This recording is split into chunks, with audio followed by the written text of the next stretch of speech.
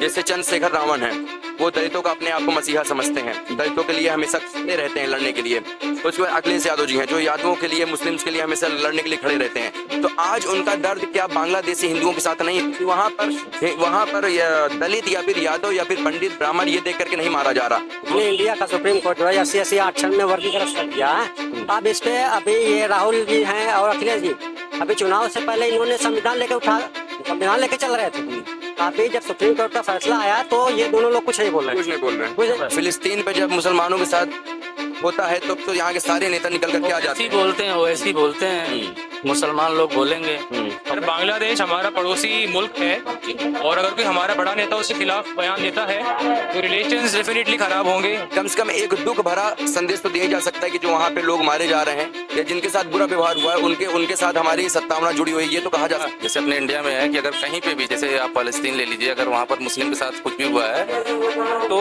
यहाँ के लोगों को बड़ी अंदर से तकलीफ होती है, तुरंत उनके स्टेटस पे कैंडल लग जाता है। और एक हिंदू ये कैसी, ये कास्ट कही है, जो भी जाति कही है, इसके साथ होता है तो कहते चलो ठीक है, हो गया, आंख बंद करके सब बैठे रहते। तो बस तो भैया जैसा आपने अभी सुना होगा न्यूज कि बांग्लादेश में बहुत बुरी तरीके से जो माइनॉरिटीज है, वहाँ के जो हिंदू हैं या जो दूसरे धर्म के लोग हैं जो माइनॉरिटी में हैं, उनके साथ बड़ा ही नरसंहार टाइप का कर रहे हैं।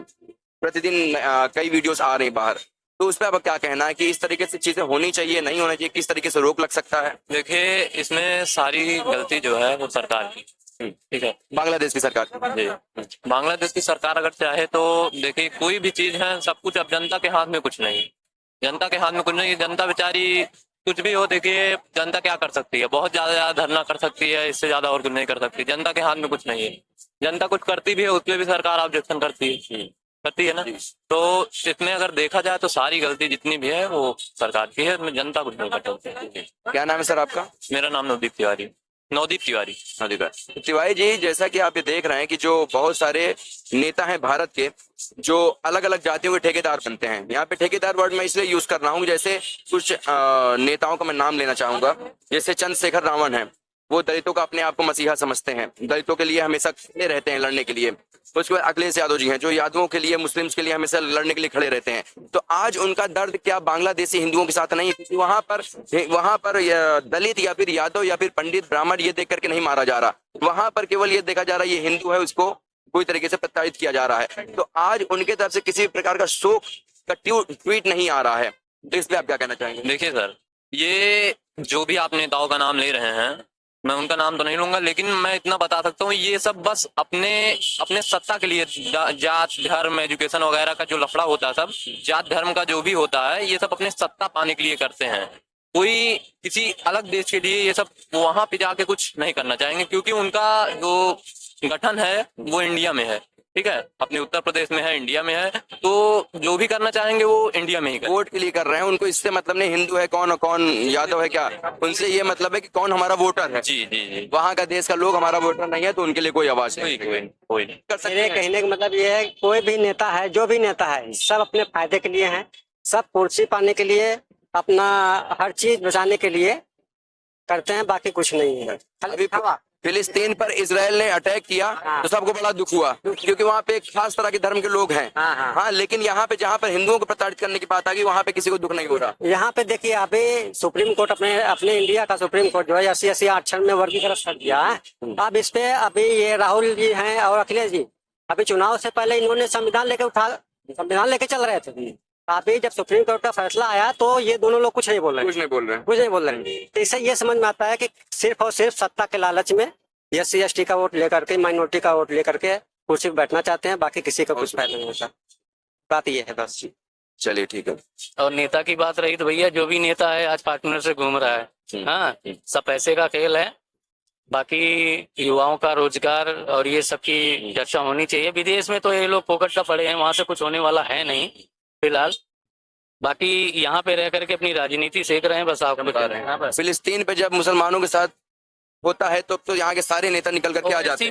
वैसे ही बोलते हैं, मुसलमान लोग बोलेंगे। और कट्टरपंथी कौन मचा रहा है यहाँ पे, बताइए? भारत में कोई ब्राह्मण आकर के, कोई क्षत्रिय आकर के दंगा कर दे? नहीं करेगा। पत्थर उठता वहीं से ही है। तो उसमें बोलना क्या है, ये लोग सब पैसे के खेल है। अभी अगर राजनीति नहीं करेंगे तो बच्चे क्या खाएंगे, क्या करेंगे? बस बस हाँ। यही बात हो गई। पैसा मेन है, हम लोग तो काम वाले हैं, हम लोगों की बेरोजगारी के लिए कोई नहीं देखता कि कम से कम बेसिक बढ़ा दिया जाए।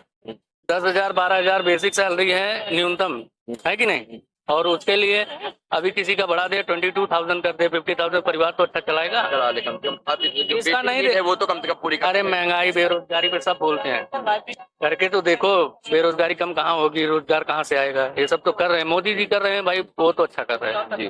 बाकी ये लोग सब चूतिया बना रहे हैं और कोई बात मोदी जी ने भी जो वहाँ के नए प्रधानमंत्री बने हैं बांग्लादेश के, उनसे भी उन्होंने हेल्प मांगी है कि भाई जो हिंदुओं के साथ हो रहा है उस पर थोड़ा सा ध्यान दें, रिक्वेस्ट किया है नहीं। उन्होंने। प्रधानमंत्री हैं, करना ही पड़ेगा। और हमारे जो मोदी जी हैं वो इतने सतर्क हैं कि हर देश उनकी बात सुनता है, समझे आप? जी। और सुनने के बाद भी उस पर अमल भी करता है, नहीं तो पता है कि ये न्यू इंडिया है तो कई अच्छे से हो जाएगी सही। यार बांग्लादेश हमारा पड़ोसी मुल्क है, और अगर कोई हमारा बड़ा नेता उसके खिलाफ बयान देता है तो रिलेशंस डेफिनेटली खराब होंगे। बांग्लादेश में अभी हाल फिलहाल ही सरकार उथल पुथल हुई है, तो ऐसे में एक बड़े भाई जैसे देश जैसे भारत को ऐसा बयान देना कि बांग्लादेश में ये हो रहा है वो हो रहा है, क्या बोलते हैं, सही नहीं रहेगा। इस समय में हमें बांग्लादेशी भाइयों को समर्थन करना चाहिए। अगर वहाँ पे माइनॉरिटीज को इस तरीके से प्रताड़ित किया जा रहा है तब भी हमें सपोर्ट करना चाहिए। कम से कम एक दुख भरा संदेश तो दिया ही जा सकता है कि जो वहाँ पे लोग मारे जा रहे हैं या जिनके साथ बुरा व्यवहार हुआ है उनके साथ हमारी सद्भावना जुड़ी हुई है, ये तो कहा जा सकता है। बिल्कुल कहा जा सकता है, बिल्कुल कहा जा सकता है, कहना भी चाहिए ये बात तो। लेकिन कोई भी नहीं कह रहा है। फिलिस्तीन में जब होता है तो वहाँ के लिए कहा जाता है। अब एक कौम के पीछे आप पढ़ेंगे तो मैं कुछ आगे नहीं बोलना। मैं तो पूछ रहा हूँ आपसे, आप इसको बताइए कि जब फिलिस्तीन में मतलब ये दोहरा चरित्र क्यों है, यही एक प्रश्न है। अब कहीं कोई अगर प्रताड़ित हो रहा है वो बोलना चाहिए किसी जनप्रतिनिधि को, अब वो कहीं का भी हो। अब ये नहीं बोल रही, इसमें हम क्या कर सकते हैं? मैं यहाँ पर किसी एक नेता को मैं नहीं टारगेट कर रहा हूँ कि भाई इस नेता ने नहीं बोला या इन्होंने बोला, हम सबके लिए बोल रहे हैं। इंडिया के जो भी बड़े नेता, जो बड़े चेहरे हैं, कम से कम मान लीजिए बोल नहीं। जैसे आपने बोला कि अभी वहाँ पे उथल पुथल चल रही है, वहाँ पे अभी एलिगेशन लगाना ठीक नहीं है, बात सही है। लेकिन एक जैसे मान लीजिए हमारे पड़ोसी के साथ कुछ होता है तो अगर हम उसके लिए कुछ कर नहीं सकते, दुख तो जाहिर कर ही सकते हैं, तो दुख तो कम से कम इनको सभी को करना भी चाहिए, करना भी चाहिए। एक हमारे पड़ोसी मुल्क है ये, वहाँ पे हमारे भाई हैं, हमारे बहनें हैं, उनके साथ अगर ऐसा हो रहा है तो बिल्कुल हमें बोलना चाहिए। बिल्कुल सर मेरे हिसाब से देखा जाए तो अगर उस जगह अगर मुस्लिम कम्युनिटी होती, हाँ जैसे अपने इंडिया में है कि अगर कहीं पे भी, जैसे आप फालस्तीन ले लीजिए, अगर वहां पर मुस्लिम के साथ कुछ भी हुआ है तो यहाँ के लोगों को बड़ी अंदर से तकलीफ होती है, तुरंत उनके स्टेटस पे कैंडल लग जाता है। और एक हिंदू ये कैसी ये कास्ट कही है, जो भी जाति कही है, इसके साथ होता है तो कहते चलो ठीक है हो गया, आंख बंद करके सब बैठे रहते हैं। तो बस वहाँ माइनॉरिटीज में हिंदूज हैं तो उनके साथ हो जाए, वो मरे चाहे जो करे, हमसे कोई लेना देना। अभी यही हम आपको बहुत दूर की बात बता दी, बांग्लादेश तो आपका पड़ोसी ही देश है, पाकिस्तान ये कितना दूर है। हाँ तो वहाँ के लिए यहाँ के हिंदुओं, यहाँ की जो सेक्युलर बोल लीजिए, जो भी बोल लीजिए, उनके अंदर बड़ी पीड़ा हो गई कि नहीं कैंडल लेकर के कैंडल लेकर ये कंपनी गार्डन है वहाँ कैंडल लगा देते हैं, वो करेंगे, डीपी देख लीजिए उनकी, लेकिन वहाँ के लिए कुछ नहीं है। मुस्लिमों के साथ साथ जो भारत के हिंदू भी हैं, मैं तो खुल करके बोल रहा हूँ कि हिंदू जो भारत के हिंदू भी हैं उनको भी बड़ी सुनिए मैं स्पेशली मुस्लिम को नहीं कह रहा हूँ, मैं कह रहा हूँ यहाँ के लोगों को जितने भी हैं और जितने भी सेलिब्रिटी आपके बॉलीवुड वाले जितने भी हैं, इनको बहुत दर्द होता है। बट अगर अभी आपका ये कहाँ है, हिमाचल प्रदेश में हुआ ना, जो बादल फटे 200 लोग मर गए, किसी ने कोई नहीं आया आगे। हाँ अभी यही कहीं और हुआ होता 200 लोग मर जाते, कोई ये होता भैया हमको बड़ा दुख हो रहा है ये। अच्छा, ये विपक्ष की तरफ से हिंदुओं को लेकर के इतना दोहरा चरित्र क्यों होता है, मुझे समझ में, जबकि यहाँ पे मेजोरिटी हिंदू की है, बिना हिंदू के किसी की सरकार नहीं बन सकती है। ये तो मैं नहीं बता पाऊंगा। देखिए मेजोरिटी में ही फूट पड़ती है, ठीक है, और माइनॉरिटी जो होती है, जो कम लोग रहते हैं, वो एकता बना के रखते हैं। आप कहीं भी रहिए, आप कहीं भी जाइए, जैसे आप अगर कनाडा में चले जाइए तो वहाँ पर जो हिंदूज है या सॉरी जो सिख हैं तो कम है, तो अपने आप को एकजुट करके रखते हैं। अब जो जहाँ ज्यादा रहता है, जैसे अगर आपके घर में 10 भाई बहन है तो आप लोग एक दूसरे की नहीं सुनेंगे, लेकिन जिसके यहाँ 2 भाई होंगे तो वो दोनों में रहेगा कि बन के रहना है। तो बस ये हर जगह ये एप्लीकेबल है। चलिए भैया, आप क्या कहना है इस बारे में, आप कुछ अपने राय दीजिए। राय तो इस तरह है कि विपक्ष को भी बोलना ही चाहिए, उनका क्या स्टैंड है कम से कम इसको जाहिर करना चाहिए। और बाकी ज़्यादा कम्युनल ना करके इसको सही तरीके से मुद्दे को उठाना चाहिए।